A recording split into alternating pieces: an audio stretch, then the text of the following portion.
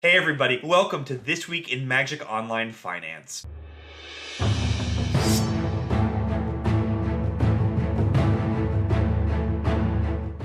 I'm your host, Chaz Andres, and I'm here with the big news of the week, which is Commander 2017 is here. It's a set that's been met with a lot of positivity from the Commander community, though if you were hoping for a lot of high-value reprints, you might be a little more disappointed. Now, I know what you're thinking. Commander is not really a popular format on Magic Online, and it's true that the Commander 2017 release is probably not going to affect the online marketplace all that much. But renewed interest in the format is renewed interest in a format, and it's possible that some Commander staples are going to start creeping up a bit now that people have Commander on the brain. Now, I'm recording this video before the end of the Star City Games Modern Open that happened last weekend, but it's worth noting that a Martyr proc deck went 9-0 on day one, and it looked really good on camera a few times. Now, I don't think this actually says a lot about Martyr proc's overall viability in Modern. The deck does stuff like this. Every year or so, it'll win an event or it'll get really close, and people will go crazy about, well, is this the future of Modern? And then we don't hear about it for another few months.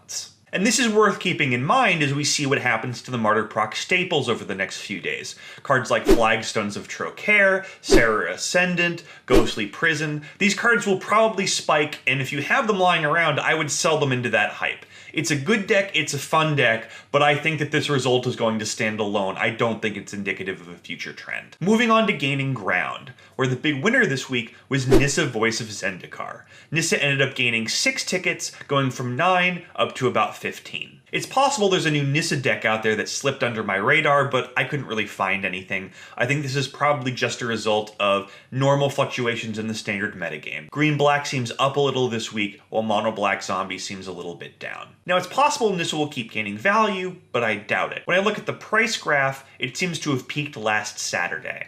And as the card inches closer to rotation, I'd rather be free of these unless I'm using them right now. More interestingly, Linvala the Preserver and Authority of the Consuls spiked this week. They were smaller spikes, between 1 and 2 tickets, and they're due to a blue-white Second Sun control deck that ended up finishing 5th at Star City Games Syracuse last weekend. Now, I'm not sure how much game this deck actually has, but if you're looking for a spec, maybe check out Irrigated Farmland. The thing I like about it is it's got a really safe price floor, it's not going to rotate. As long as there's some blue-white control deck in the format, people are going to want that card. Now in Modern, the card that gained the most ground was actually last week's Sneak of the Week, Chameleon Colossus. It gained another 4 tickets from 15 up to 19. Now, as I said last week, Chameleon Colossus is kind of an odd card, it's not really easy to reprint, and it's really good out of the board against Grixis Death Shadow. As long as that deck remains at the top of the Modern game, I really do think Chameleon Colossus will continue to sneak on up in price. Another card we talked about last week, Vengevine, is still on the move as well. It gained another 3 tickets this week,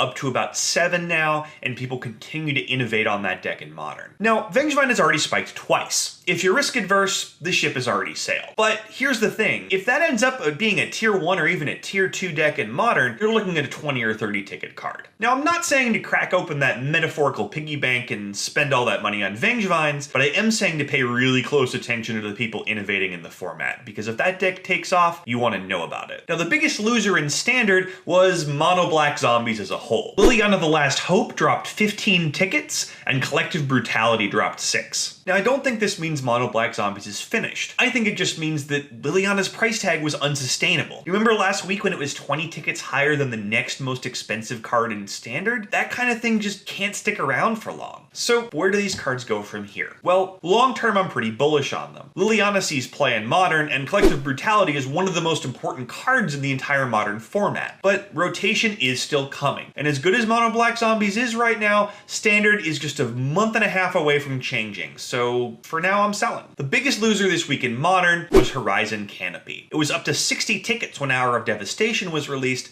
It's down to just 37 now. Now, the reason people were hyped on this card was because of its interaction with Ramunap Excavator in Modern, and to date, we just haven't seen a lot of Canopy Excavator shenanigans in that format. Short term, I'm selling. Horizon Canopy's been as low as 24 tickets this year, so there's still plenty of value left to give there. That said, I'm going to keep looking at the Modern lists, because if Excavator starts showing up in a winning build, I've got to buy right back in. This week's sneak is Lord of Atlantis, a card that started the year under 10 tickets and is now fast approaching 20. And that's in big part because Fish had a really good summer in Modern. It put up a couple of high-profile results, including a win, and Ixalan looks like it may actually end up bringing the deck some juicy new pieces. So the future looks pretty bright for Lord of Atlantis, except for my worry that it will be reprinted in Iconic Masters. It seems like the exact perfect place to put that card. So it really comes down to this question: how lucky do you feel? So I finish off each week by taking a look at the MTGO Traders hot list. These are the cards that MTGO Traders is paying a little bit extra on because they're hot right now,